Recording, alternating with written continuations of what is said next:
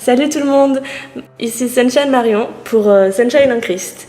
On se retrouve aujourd'hui pour une nouvelle vidéo accompagnée de mon chien Shiloh qui a décidé de s'incruster pendant que je faisais la vidéo. Aujourd'hui du coup j'aimerais parler de l'hypersensibilité, être hypersensible et chrétienne. Alors je vais commencer par donner une définition du dictionnaire de ce qu'est l'hypersensibilité. Alors tout d'abord, c'est un trait de personnalité. Se dit d'une personne qui s'émeut de façon disproportionnée, rapidement et sans transition. Donc en fait, il ne s'agit pas d'une maladie comme beaucoup peuvent le croire, mais d'un trait de personnalité. C'est pas quelque chose dont on guérit, et même en étant chrétien, Dieu restaure les cœurs, il guérit les maladies, il guérit les blessures. Mais l'hypersensibilité, comme c'est un trait de personnalité, même si quand on apprend à connaître Dieu, on revêt la nouvelle personnalité, l'hypersensibilité, c'est pas forcément quelque chose qui s'en va, qui change, et c'est pas forcément quelque chose dont on a envie de se débarrasser non plus.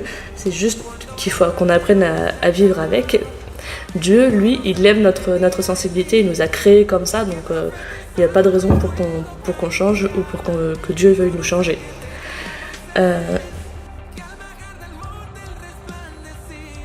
En deuxième partie, j'aimerais, désolée je bouge beaucoup, j'aimerais parler de mon quotidien d'hypersensible, de ce que c'est l'hypersensibilité pour moi. Alors je vais vraiment lire ce que j'ai écrit parce que sinon ça va durer une demi-heure de cette façon. Hop, retour de Shiloh. Du coup, oui, je vais vraiment lire ce que j'ai écrit et me focaliser dessus parce que sinon. Alors, mon quotidien d'hypersensible. Mon cœur est rempli d'émotions en tout genre. Joie, désespoir, amour, colère, doute, extase. Ce qui érafle les autres me déchire, disait le poète. Ces émotions poussées à l'extrême, je peine à les contenir. Comme une énorme vague, tantôt le calme, tantôt la noyade. Ou bien comme un feu d'artifice, une explosion d'émotions. C'est aussi changer d'humeur en un quart de seconde. Après un ok, un point, un mot, un changement. C'est les mots que tu as reçus ou les mots que tu as dit qui restent bloqués en toi, qui te hantent après des années. Chaque sourire illumine mon cœur et les larmes sont comme des coups de poignard. C'est ressentir les émotions des autres avec la même intensité que si c'était les miennes. C'est vouloir aider tout le monde et briser mon cœur en absorbant les émotions des autres.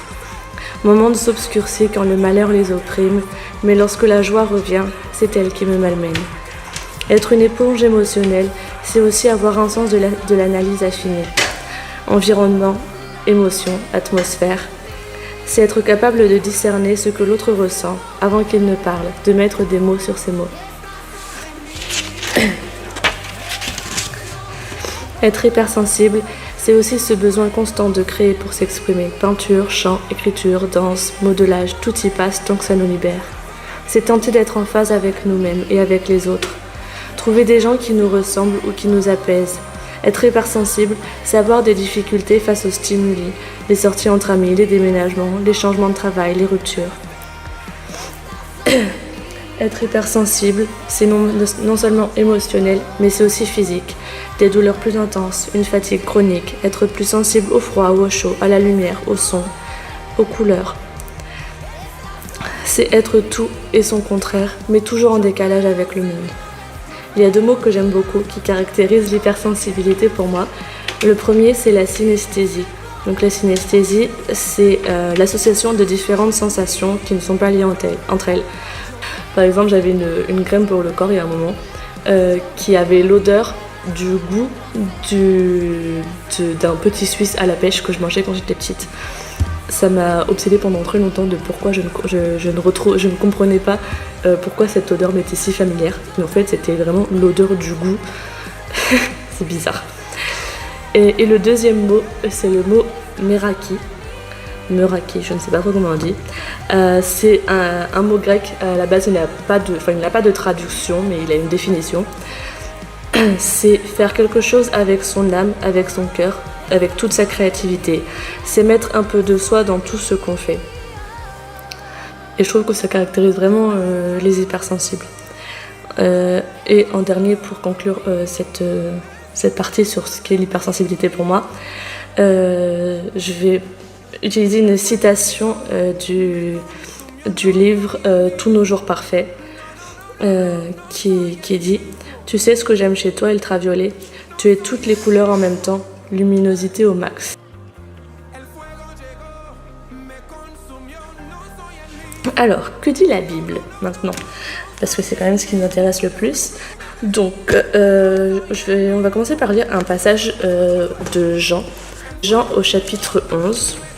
Si vous voulez prendre avec moi, allez-y. Versets 33 à 35. Alors, du coup, ça parle de... Jésus arrive à la tombe de Lazare et qu'il croise du coup ses proches. Alors, 33 à 35. Je vais prendre plutôt verset 32. Marie arriva à l'endroit où était Jésus. Quand elle le vit, elle tomba à ses pieds et lui dit « Seigneur, si tu avais été ici, mon frère ne serait pas mort. » En la voyant pleurer, elle et les Juifs venus avec elle, Jésus fut profondément indigné et bouleversé. Il dit « Où l'avez-vous mis ?»« Seigneur, lui répondit-on, viens et tu verras. » Jésus pleura. Alors,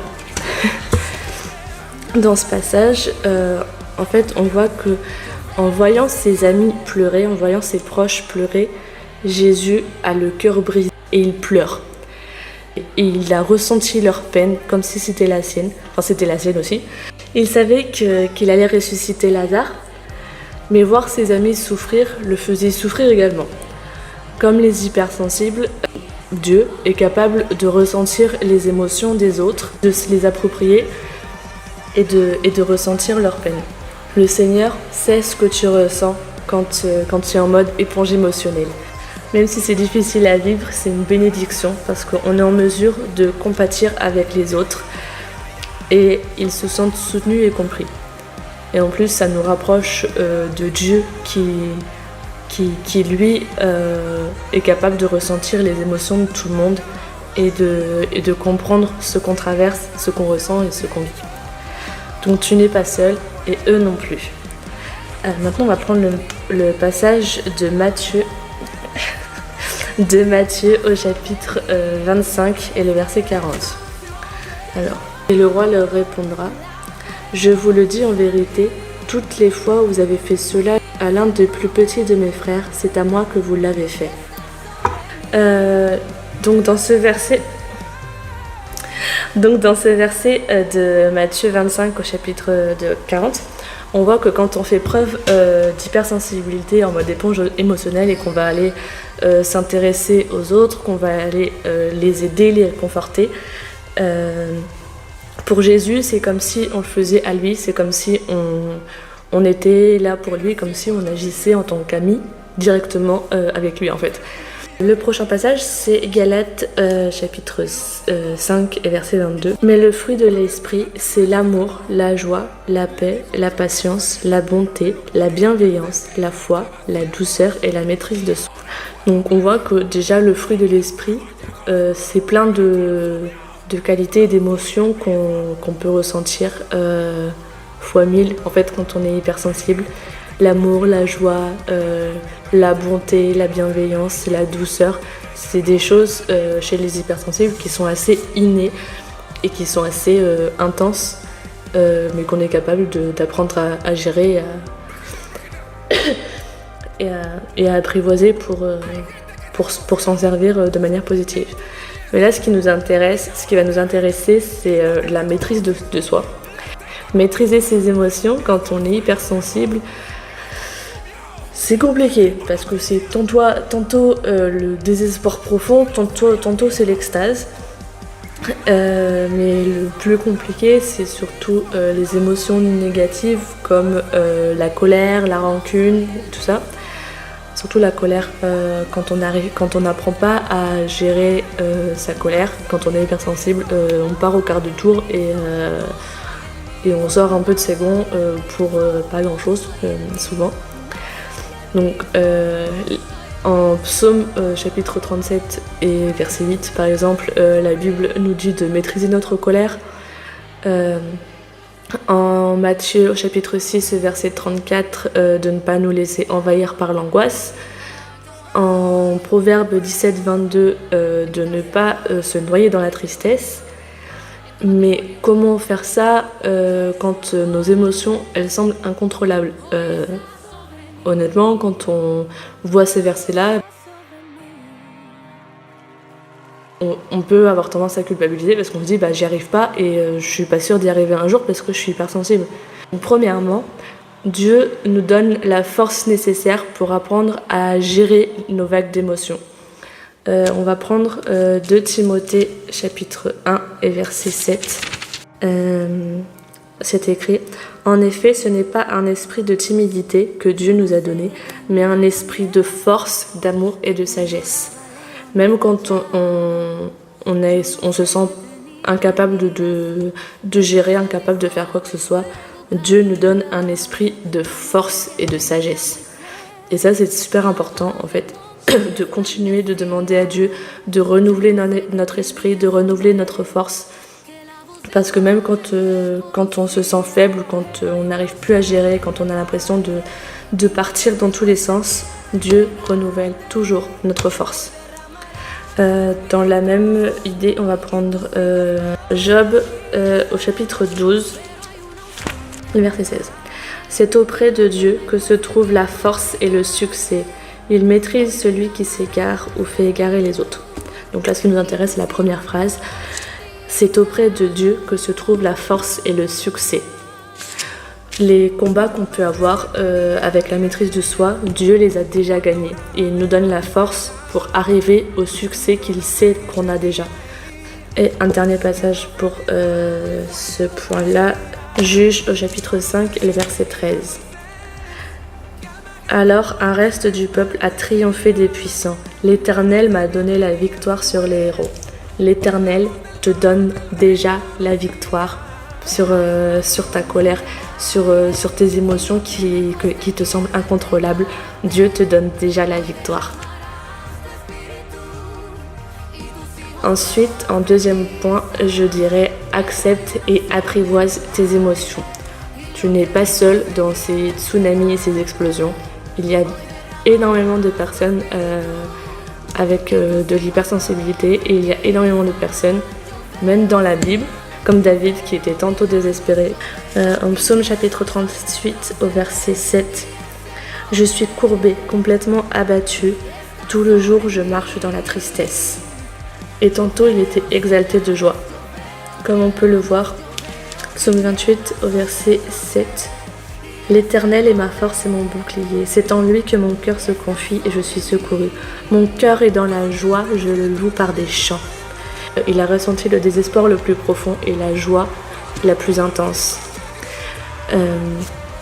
Jésus aussi a ressenti de l'angoisse, comme on peut le voir en Luc chapitre 22 et verset 44. Saisi d'angoisse, Jésus priait avec plus d'insistance et sa sueur devient comme des caillots de sang qui tombaient par terre. Il peut arriver un stade quand on est très très angoissé où on peut avoir des vaisseaux qui pètent et où on peut vraiment littéralement suer des gouttes de sang. Du coup, ça montre vraiment l'intensité de l'angoisse que Jésus pouvait ressentir. Et Jésus a ressenti aussi une paix profonde. Jean chapitre 14, verset 27, qui est là. Je vous laisse la paix, je vous donne ma paix. Je ne vous la donne pas comme le monde donne, que votre cœur ne se trouble pas et ne se laisse pas effrayer. Et cette phrase est vraiment très importante. Je vous laisse la paix, je vous donne ma paix. Donc la paix qu'on peut ressentir en Christ, c'est la paix que lui-même a ressentie. Même Dieu a pu ressentir tantôt la colère et tantôt une compassion profonde. On peut voir en 1 Samuel au chapitre 11 et au verset 6 l'intensité de la colère de Dieu. L'Esprit de Dieu vient sur Saül lorsqu'il entendit cela et sa colère s'enflamma fortement. S'enflammer de colère, c'est une expression assez forte. Et d'un autre côté, la compassion la plus profonde, comme on peut le voir en Deutéronome, au chapitre 4 et verset 31. Oui, l'Éternel, ton Dieu, est un Dieu de compassion. Il ne t'abandonnera pas et ne t'anéantira pas. Il n'oubliera pas l'alliance de tes ancêtres, celle qu'il a conclue avec eux en prêtant serment. Envers le peuple d'Israël, Dieu a tantôt ressenti une colère ardente, tantôt une compassion profonde. Par ces 3 exemples, on voit bien que c'est normal de ressentir un extrême et l'autre. On n'a pas à culpabiliser et à vouloir guérir de l'hypersensibilité. Dans la Bible, même Dieu a ressenti des extrêmes. Ensuite, je voulais aborder un autre point, c'est choisir la lumière plutôt que les ténèbres. Quand on est hypersensible, on a souvent tendance à se noyer dans la tristesse. Beaucoup d'entre nous sont passés par de l'anxiété, par de la dépression. Et tout ça, en fait, ça reflète tout ce qu'on voit, tout ce qui nous entoure. Dans ce que tu écoutes, dans ce que tu regardes, les gens autour de toi, ce que tu regardes sur les réseaux sociaux, tout ce qui t'entoure, entoure-toi de lumière, entoure-toi de gens qui t'apportent de la joie et pas des complexes, qui t'apportent vraiment des choses positives, qui t'apportent de la lumière, parce que ça va instaurer ton humeur de la journée. Déjà, si tu regardes des trucs où des gens sont tristes pour l'avoir fait au lycée et en période de dépression, j'étais abonnée que à des comptes d'autres personnes qui étaient dépressives par exemple, et en fait je broyais du nord toute la journée forcément. Alors que si tu t'entoures de lumière, même si à l'intérieur tu ressens pas forcément cette lumière là, ou que tu arrives à la ressentir mais assez rarement, si tu t'entoures de lumière, la lumière des autres deviendra ta lumière. Alors que si tu t'entoures d'obscurité, tu vas automatiquement rester noyé à l'intérieur. Donc, entoure-toi de lumière pour ressentir plus de positif, car tu es une lumière du monde, dit Jésus en Matthieu au chapitre 5 et verset 14. Point suivant, sois fier d'être en décalage avec les autres, car Jésus nous a séparés du monde. Tu es mis à part pour les seigneurs. Jésus, lors de son sacrifice, il a séparé les gens. Même Dieu, il a séparé le peuple d'Israël. Le peuple de Dieu, depuis la nuit des temps, est séparé du monde. Et quand on est hypersensible, c'est encore pire, parce que même avec nos frères et sœurs, on peut se sentir en décalage. Mais reste fidèle à tes valeurs et sois fier d'être en décalage, parce que Jésus aussi était en décalage. Et dernier point, apprends à pardonner à toi-même et aux autres et à lâcher prise, parce que c'est quelque chose de très compliqué, surtout quand on est hypersensible. On a du mal à se pardonner à soi. C'est plus facile de pardonner aux autres que de se pardonner à soi, mais Dieu t'a pardonné, donc il faut que tu te pardonnes aussi. Même si c'est des trucs qui datent d'il y a des années, il faut que tu fasses le travail sur toi pour réussir à te pardonner. Je voudrais prendre 2 derniers versets. Isaïe 43, versets 18 et 19. Ne pensez plus aux premiers événements, ne cherchez plus à comprendre ce qui est ancien. Je vais faire une chose nouvelle qui est déjà en germe. Ne la remarquerez-vous pas ? Je vais tracer un chemin en plein désert et mettre des fleuves dans des endroits arides. Donc là, en fait, Dieu te dit de lâcher prise. Lâche prise sur le passé, sur toutes les choses qui se sont mal passées, sur tout ce qui te retient en arrière, pour réussir à être une lumière du monde comme Jésus le voulait pour toi. Et le dernier verset que je voulais prendre, c'est en Éphésiens, chapitre 4, et le verset 32, qui est là. Soyez bons et pleins de compassion les uns envers les autres. Pardonnez-vous réciproquement, comme Dieu nous a pardonné en Christ. C'est pas toujours facile de pardonner quand on a été profondément blessé, mais c'est indispensable pour retrouver la paix. Donc pardonne aux autres et pardonne-toi. Pour conclure cette vidéo, on va prier ensemble.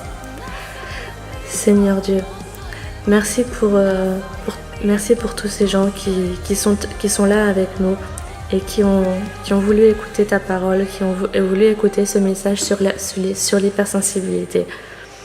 S'il te plaît, Seigneur, donne-leur ta paix. Donne-leur ta paix et aide-les. Donne-leur la force d'apprendre à maîtriser. Donne-leur la force d'apprendre à maîtriser leurs émotions. Parce que quand on est hypersensible, ce n'est pas toujours facile. Nous voulons obéir à ta parole et être des personnes douces, des personnes de lumière, des personnes patientes, avec plein de bonté comme tu l'as été. Nous voulons t'imiter et pour cela, nous avons besoin de ta force afin d'apprendre à maîtriser nos émotions. S'il te plaît, Seigneur, donne-nous la paix et la force. Aide-nous à nous pardonner les uns aux autres et aide-nous à nous pardonner nous-mêmes afin de lâcher prise sur nos erreurs, de lâcher prise sur le passé. Aide-nous aussi à nous accepter tels que nous sommes. Tu as créé des créatures merveilleuses. Nous sommes des créatures merveilleuses et uniques. Tu nous as fait chacun à notre manière, chacun avec notre sensibilité. Alors aide-nous à nous accepter, à accepter notre sensibilité telle qu'elle est. S'il te plaît, Seigneur, je prie pour tous ceux qui sont là avec nous et tous les hypersensibles qui ont besoin de toi, besoin de ton espoir, besoin de ta joie et de ta paix. S'il te plaît, accorde-leur tout ça. Je prie pour qu'elles soient libérées de leur négativité, libérées des pensées noires, libérées de l'obscurité. Je prie pour qu'elles soient libres de ressentir comme elles le veulent, ce qu'elles ressentent, qu'elles soient libres de ressentir chacune de leurs émotions avec l'intensité qui leur est propre. S'il te plaît, Seigneur, libère-les, accorde-leur la paix et accorde-leur la force. Au nom de notre Seigneur Jésus. Amen.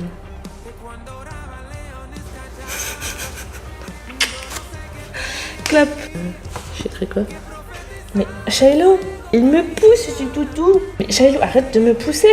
Mais tu me pousses, Shiloh, doucement, on se détend. Non, d'accord, bon. C'est toi la star en fait. Ben non, c'est Jésus la star. Hein. Vraiment maintenant. Oui, je sais, t'es malheureux. Non mais vraiment, vous me poussez tous les deux, mais c'est pas possible.